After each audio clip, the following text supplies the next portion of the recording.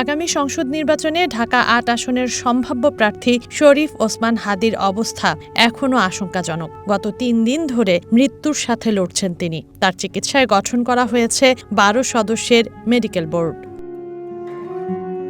চিকিৎসকরা জানান, হাদী শঙ্কামুক্ত নন। এখনও মস্তিষ্কে আটকে আছে গুলির এক অংশ।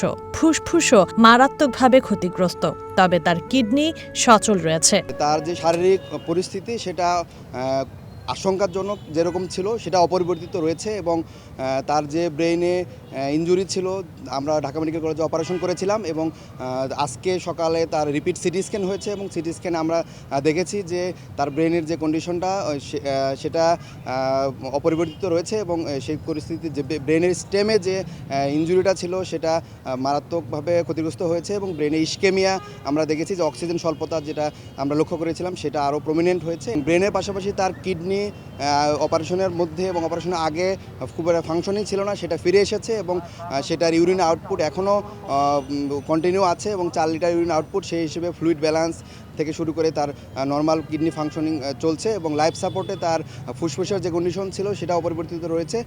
ড্রেনে কিছু কালেকশন থাকার কারণে ড্রেন টিউবটাও অপরিবর্তিতভাবে রাখা হয়েছে এবং তার যে আদার অর্গানগুলো সেগুলো লাইফ সাপোর্টের মধ্যে দিয়ে কন্টিনিউ করা হচ্ছে। তাদের দাবি, প্রশিক্ষিত এবং অভিজ্ঞ শুটার ছাড়া এমন নিখুঁত নিশানায় গুলি করা সম্ভব নয়। এই যে তাকে হেডশুট করা হলো এবং সেটা আমরা দেখেছি যে আমি একজন সার্জন হিসেবে বলতে চাই খুব এক্সপার্ট হ্যান্ডে এই হেডশুটটা করা হয়েছে, কারণ তাকে যেই জায়গা দিয়ে ডান পাশ দিয়ে গুলি করা হয়েছে টেম্পোরাল বোন ভেদ করে একদম ব্রেইনের যে মেইন অংশ ব্রেইন স্টেম, যেটাতে হৃদযন্ত্র এবং শ্বাস প্রশ্বাস সেন্টার থাকে, ঠিক সেই সেন্টারের সামনে দিয়ে সার্কেল অফ উইলিস যেখানে সবচেয়ে বেশি রক্তনালীগুলো থাকে ওই রক্তনালীর সামনে দিয়ে একদম এফোর ওপর হয়ে গিয়েছে। এদিকে হাদীকে বিদেশে নেয়ার কথা ভাবছে তার পরিবার। সিঙ্গাপুর ও থাইল্যান্ডের কয়েকটি হাসপাতালের সাথে যোগাযোগও করা হয়েছে। এ বিষয়ে মেডিকেল বোর্ড এবং স্বজনরা মিলে সিদ্ধান্ত নেবেন বলে জানান এই চিকিৎসক। সিঙ্গাপুর এবং থাইল্যান্ডের যে হসপিটালগুলোতে তাকে কেস সামারি তার পরিবার পাঠিয়েছে এবং ওই হসপিটালের সাথে হয়তো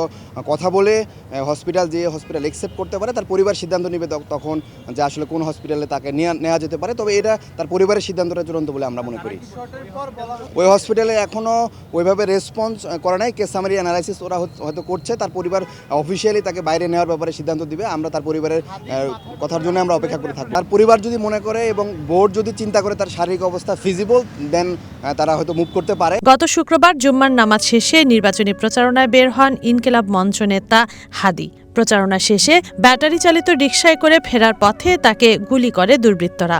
সেই গুলি তার মাথার ডান পাশ দিয়ে ঢুকে বিপরীত দিক দিয়ে বেরিয়ে যায়। গুরুতর আহত অবস্থায় হাদীকে প্রথমে ঢাকা মেডিকেল কলেজ হাসপাতালে ও পরে নেওয়া হয় এভারকেয়ার হাসপাতালের সিসিইউতে।